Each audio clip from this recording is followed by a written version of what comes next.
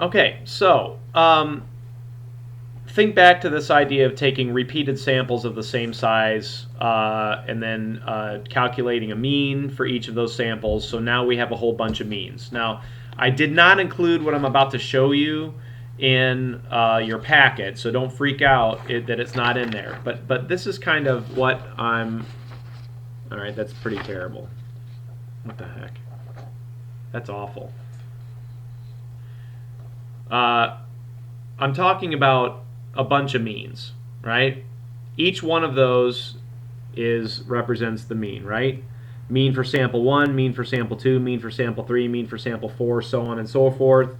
I got tired of writing it means of sample 20, so I just like, okay, so imagine continuing on and on and on until we get to the mean for sample 100. So this sheet represents 100 samples with 100 means. All right, 100 samples with 100 means.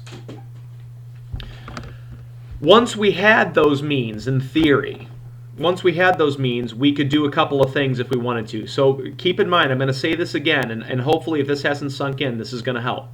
The unit of analysis is not the case. The unit of analysis is not the number. The unit of analysis is the mean. Okay? So imagine a bunch of means, not a bunch of a bunch of numbers, but it's not a bunch of numbers, it's not a bunch of cases, it's a bunch of means. All right? Now, if we had a bunch of means, we could do some stuff with that information, some important, really important stuff with that information.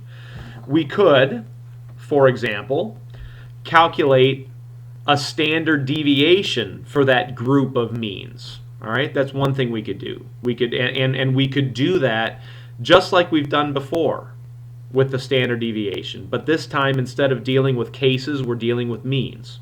All right, now think about what you went through to calculate the standard deviation. You calculated a mean for your data, right? And you subtracted that mean from each of your cases, which resulted in the deviation score, and you squared the deviation scores, you added those together, and you plugged it all into the formula for the standard deviation. We could do the same thing with the means, right?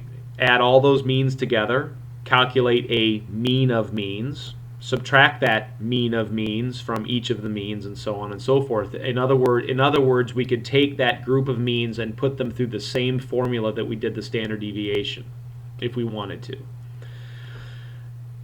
In addition, as I just mentioned a couple seconds ago, we could calculate a mean of means. Now think about how powerful those statistics would be. Many of you have already brought up within the context of class discussion. You've brought up the idea of samples being unstable, right? The influence of outlying scores, or skew. We like to use the word skew. Okay, fine. Well, if you were to move away from using just one sample and instead used multiple samples, can you see, and I hope you can, if you can't, it's fine, but can you see that you are increasing, in a sense, you are increasing the power of the statistical analyses? Right? You're not just using one limited sample, you're using many limited samples, right? But by the act of using limited samples, or excuse me, using multiple limited samples, you're still increasing the amount of information that you have. You're increasing the power of your statistics. So imagine that. Imagine having a whole bunch of samples and you calculated a mean for each one of those samples. So now you have a whole bunch of means. You could treat each one of those means like its own data point, and you could take those means and calculate the standard deviation using all those means and the mean of means. Right? Now if you did that, if you were to do that, you will have created two new things.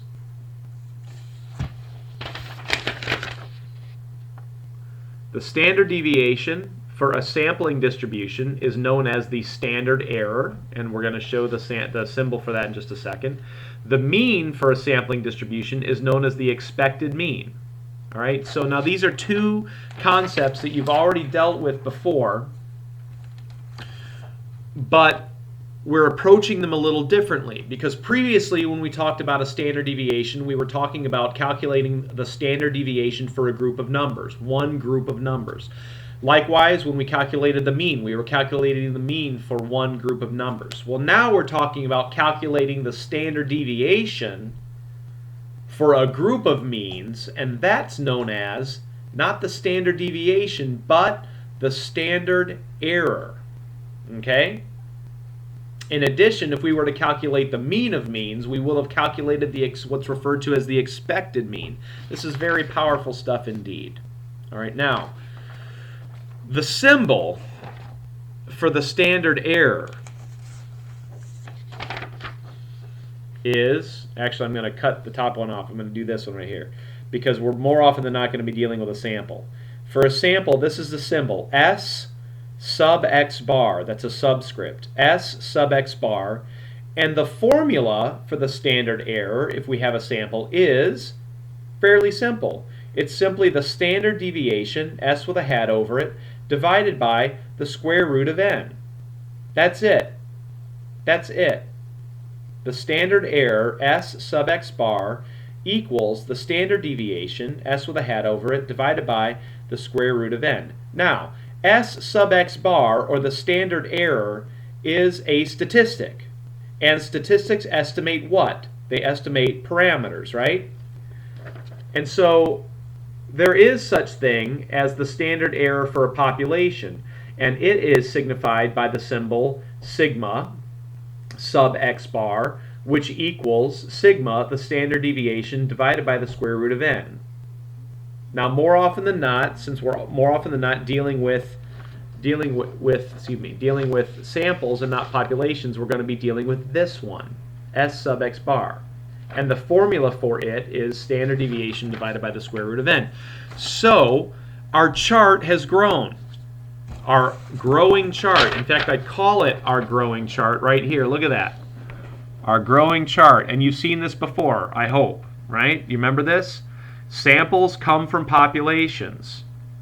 Statistics, right here, right? Oops. Samples come from populations. Statistics originate from samples. Statistics are used to approximate parameters. And underneath, look what we have. We have the mean, which approximates mu. We've got the standard deviation, which approximates or is an estimate of sigma. We've got the variance, lowercase s squared, which is an approximation for sigma squared, the population's variance. And then we have now the standard error, S sub x bar, which is an approximation of the standard error in the population. So we have a new statistic, right? Now, I know that these video segments began with a lot of theoretical talk. I asked you to envision a lot of things. Repeated samples, calculating a mean from each of those repeated samples, samples of a fixed size, over and over and over and over and over again. I did that in order for you to envision the fact that we're talking about a new statistic. The new statistic is the standard error. And the standard error is used as a descriptor for samples. And also the standard error, as you can see, is greatly influenced by what? What is it influenced by? N, sample size, right? Because the last thing you're going to do is divide by the square root of n. So the larger the samples, the smaller the standard error. Look at this formula. Look at that. You can see it. The larger the sample, the smaller the standard error. And that's something that we've been talking about from almost week one. That is that formula, this formula right here, is an embodiment of the principle of the inverse relationship between sample size and standard error. Plain and simple. All right, there's going to be a fourth segment. Hold on.